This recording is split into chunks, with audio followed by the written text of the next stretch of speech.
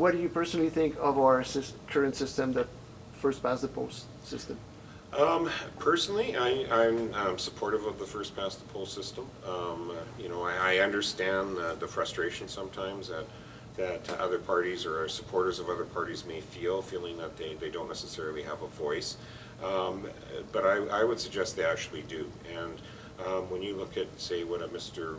Weaver, leader of the Green Party, was able to accomplish just even with the one seat in the House, because of how he can conduct himself, because of the professionalism he brings to his role, he garners that media support with his opinions, with his comments, and is still able to be a legitimate voice for everybody that supports what he stands for within the province.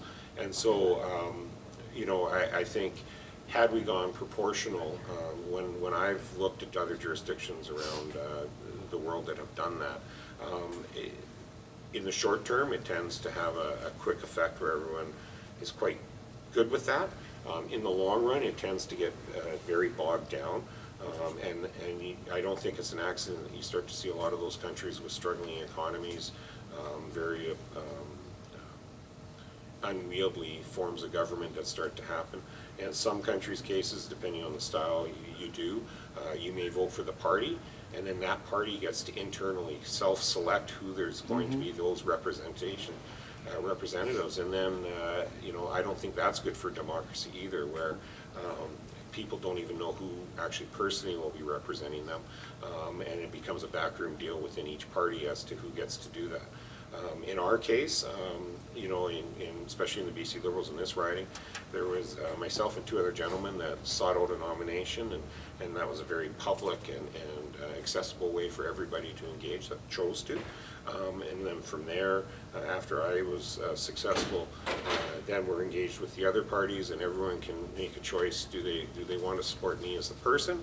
Are they voting for me because of my party affiliation, or against me because of my party affiliation, or against me because of they don't like me personally? And then they get to go down the line and look at all the other parties. So I think there's still a lot of choice for people. I get that people are saying, yeah, but 20% of the population voted for the Greens, so why don't the Greens have 20% of the seats? But we don't do, you know, because we're such a large and diverse province, everything's broken up into those 87 ridings already. It gets very tough to say, you know, there's certain ridings. This riding last time, no Green ran. So, you know, with that, and I know I'm picking on the Greens, but that's because they're the third party, so typically that's who those supporters are the most wanting electoral change. But there was no Green candidate last time at all in the Kamloops North Thompson or Kamloops South Thompson.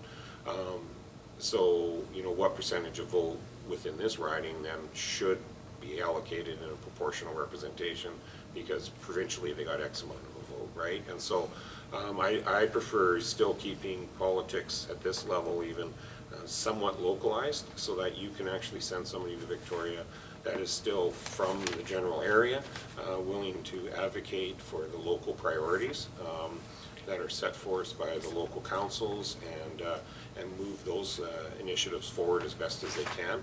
It doesn't mean they're always going to succeed, but they can bring that local perspective to the table as opposed to a random system based on a percentage of